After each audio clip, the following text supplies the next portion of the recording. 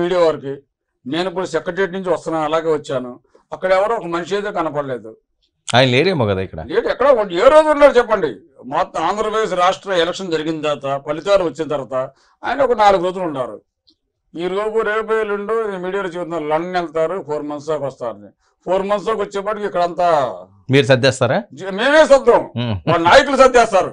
నిన్న ఒక ప్రముఖ పేరు చెప్పకూడదు, చెప్పండి, ఇంకా లైవ్ లో చెప్పకపోతే ఒక మంచి మిత్రుడు, వైసీపీలో మాజీ ఎమ్మెల్యే, ఒక మాజీ ఎంపీ గారు ప్రముఖంగా పనిచేసారు, కనపడ్డారు. ఏమండి ఎలా ఉన్నారంటే, ఇక్కడ ఏదో ఇల్లు తీసుకుంటున్నానండి, నేను ఇక్కడ ఎమ్మెల్సీగా అయ్యాను కదా, ఇక్కడ ఇల్లు తీసుకుంటున్నాను, కావాలని వచ్చాను. ఈ బంధువులు అంట కదా, అతను అమెరికా, అతను ఈ వైసీపీ నాయకులు మేము వెళ్ళేవండి, ఇల్లు తీసుకుంటే ఇల్లు కట్ చేసేస్తాను, భయపడుతున్నాను. ఆ కాలిఫోర్నియాలో ఉన్నారు భాను గారు, ఆ మాట చెప్పండి సార్ అన్నారు. ఏంటి సార్ ఎలా ఉంది, మీ యొక్క నెక్స్ట్ స్టెప్ ఏంటని అడిగారండి. నాకే అర్థం అవట్లేదు నెక్స్ట్ స్టెప్ ఏంటో. ఆంధ్రప్రదేశ్ రాష్ట్రానికి వైసీపీ పార్టీకి 3 ప్రధాన కార్యదర్శులు వేశారు.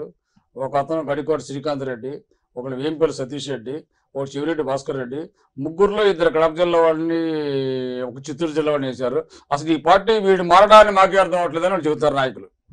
అంటే సోనియా గాంధీ లాంటి వాళ్ళని భారతదేశాన్ని ఏకఛత్రపతిగా ఏలిన కాంగ్రెస్ పార్టీని విభేదించి కట్టుబట్టలతో పార్టీ నుంచి బయటకు వచ్చాడు. ఒక్క ఎంపీ సీట్తో ఈ స్టేజ్కి తీసుకొచ్చుకున్నాడు.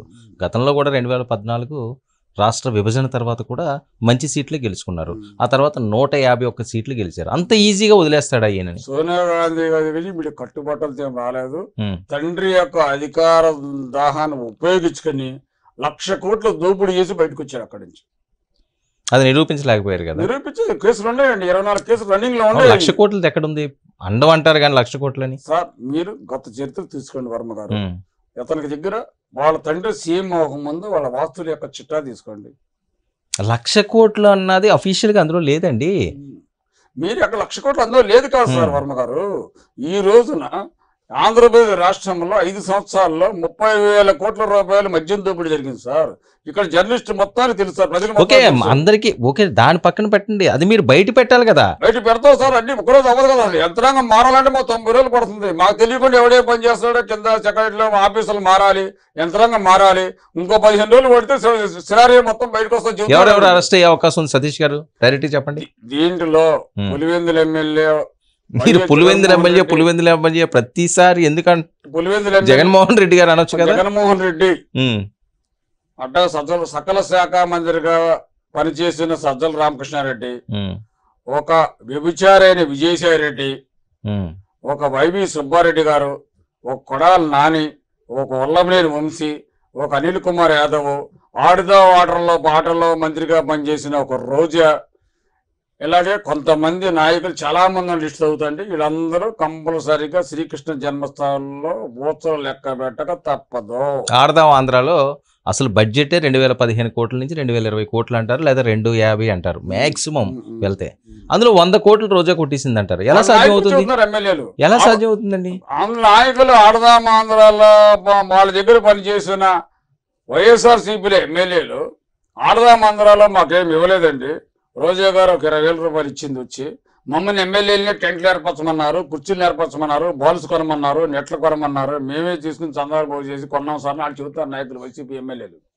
అవన్నీ ఉన్నాయా ప్రూఫ్స్? అన్ని ప్రూఫ్స్ ఉండి, అన్ని ఆధారాలతో సహా.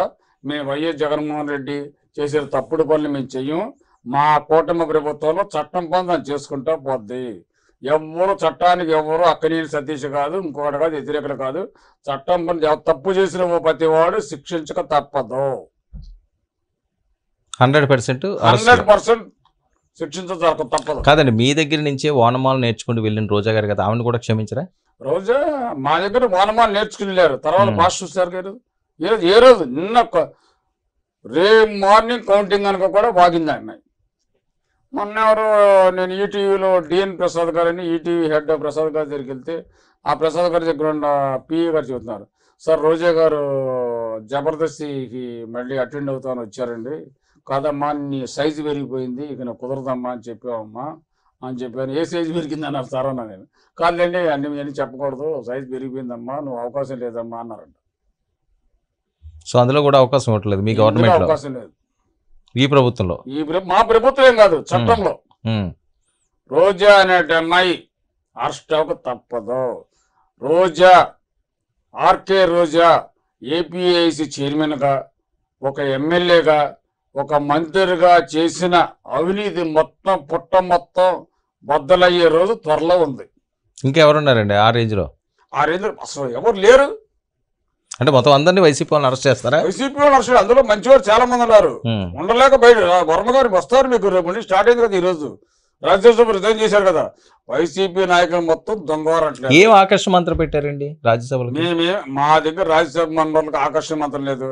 ఆకర్షణ మంత్రం పెడితే 4 సంవత్సరాల 2 నెలల పాటు రాజ్యసభ సభ్యుడిగా ఉండవారు, 22 నెలలు రాజ్యసభ సభ్యత్వం ఉండవారు మా దగ్గరికి వస్తారండి. ఇంకా తప్పదు కదా, అరెస్టులు చేస్తామో లేకపోతే మీ ఆస్తులన్నీ సీజ్ చేస్తామంటే భయపడరా? రిజైన్ చేసే నాయకులు, మా దగ్గరికి వచ్చే నాయకులకు అరెస్ట్ చేస్తారని భయం లేదు. వాళ్ళే అవినీతి పరులు కాదు. మేము ఒకవేళ రిజైన్ చేసినా అవినీతి పరుల యొక్క నాయకులు మాత్రం మేము తెలుగుదేశం పార్టీలో తీసుకునే. విజయసాయి రెడ్డి గారు నాన్ని తీసుకోరా? విజయసాయి రెడ్డి ఏ పార్టీ? ఆడొక రాజకీయ నాయకుడా? పెద్దల సభకు ఎన్నికవటం అతనికి ఒక అర్హత ఉందా? కదండి, కూటమికిలో ఏదో పార్టీలోకి ఆయన చేరతారని కదా. ఏ పార్టీకి చేరనివ్వరు సార్. బీజేపీని కూడా చేరనివ్వరా? దొంగ సార్ వర్మ గారు. బీజేపీకి కూడా చేరనివ్వరా? బీజేపీ కూడా చేరే అవకాశం లేదు. వాడు సూట్ కేసులు దొంగ. వాడొక రాజకీయ నాయకుడా? అసలు ఈ భారతదేశం మొత్తం, భారతదేశంలో ఉన్న ప్రజలు మొత్తం